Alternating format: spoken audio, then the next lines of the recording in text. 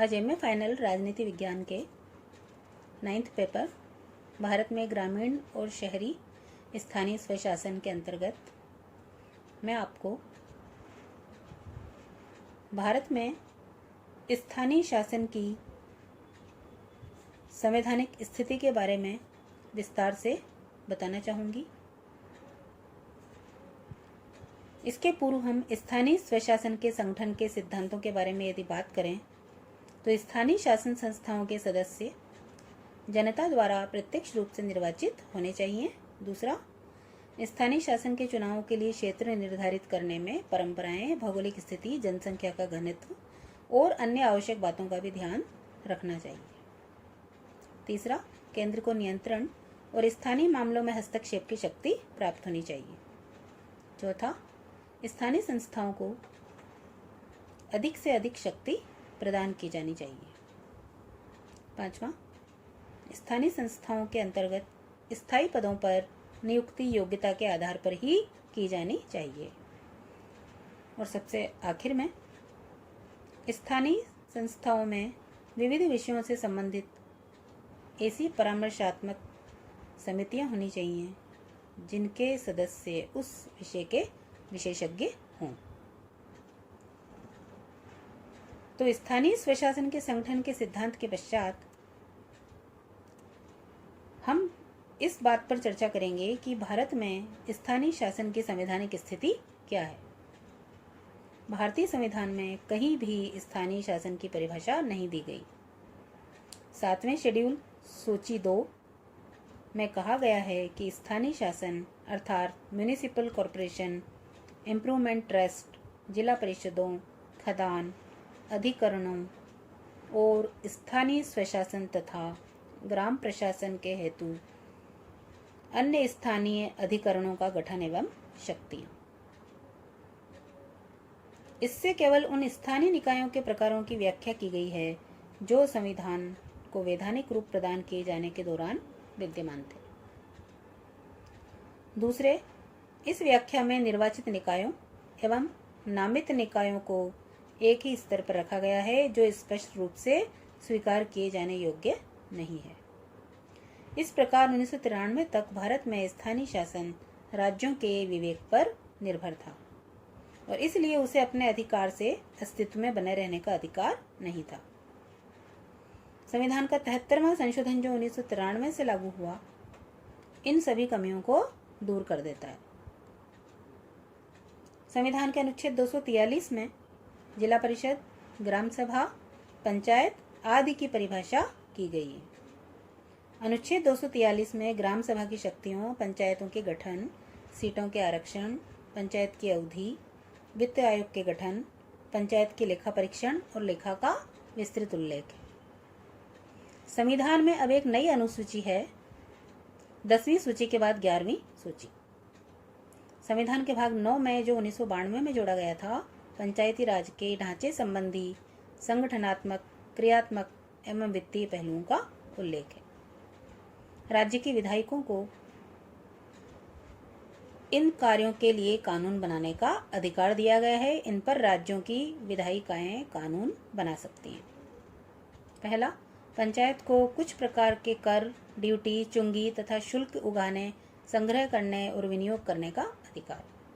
दूसरा, पंचायत के लिए कुछ प्रकार के कर, ड्यूटी, चुंगी निर्धारित करना जो राज्य सरकार द्वारा उगाहें और संग्रहित किए जाएं। तीसरा, राज्यों की संचित निधि से पंचायतों के लिए सहायक अनुदान प्रदान करने का प्रावधान करना। चौथा, पंचायतों द्वारा प्राप्त समस्त धन क्रेडिट करने तथा ऐसे धन को निकालने के लिए निधियों के गठन का प्रावधान करना। भारत में स्थानीय शासन को ग्रामीण पंचायती राज संस्थाओं और नगरीय दोनों को 1993 से जब 1992 में पारित 73वां और 74वां संविधान संशोधन लागू हुए, संवैधानिक दर्जा प्रदान किया जाता है। भारत अपने संविधान में ही स्थानीय शासन का समावेश करने वाला 5वां देश है। अन्य 4 देश हैं जर्मनी, जापान, ब्राजील और नाइजीरिया। जर्मनी और जापान को स्थानीय शासन को संवैधानिक मान्यता प्रदान करने के लिए मित्र राष्ट्रों द्वारा विवश किया गया था। यह तथ्य भी ध्यान में रखना चाहिए कि काउंसिल ऑफ यूरोप के सदस्य राज्यों द्वारा अपनाए जाने को तैयार किए गए draft European charter of local self government में यथेष्ट कानूनी संरक्षण का प्रावधान है। अब अगला महत्वपूर्ण बिंदु है कि स्थानीय शासन को किस प्रकार से चुनौतियां दी जा सकती है। हम ये कह सकते हैं कि स्थानीय शासन भी सुरक्षित और बाहरी आक्रमणों से मुक्त नहीं है। स्थानीय शासन का जो रूप वर्तमान भारत में समझा और व्यवहार में लाया जा रहा है वह 19वीं शताब्दी के उदारवाद की उपज है। अतः यह अप्रत्याशित नहीं है कि आज के इस औद्योगिक युग में उसे अनेक चुनौतियों का सामना करना पड़ रहा है।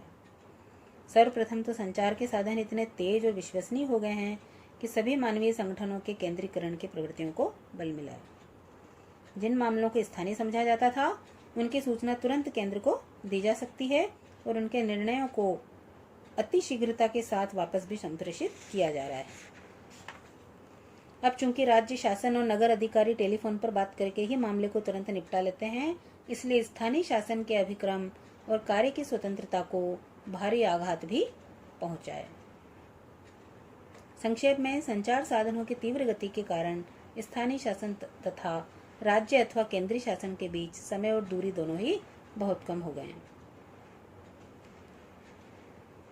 दूसरे, बड़े बड़े राजनीतिक दलों का जो विकास हुआ है, जो राष्ट्रव्यापी नीतियों को लेकर चलते हैं और इसी वजह से स्थानीय अभिक्रम बहुत कम हो गया है। तीसरे, लोकतंत्र ने स्वयं संपूर्ण देश में राष्ट्रव्यापी न्यूनतम सेवाओं और सुविधाओं के पक्ष में व्यापक चेतना भी उत्पन्न की।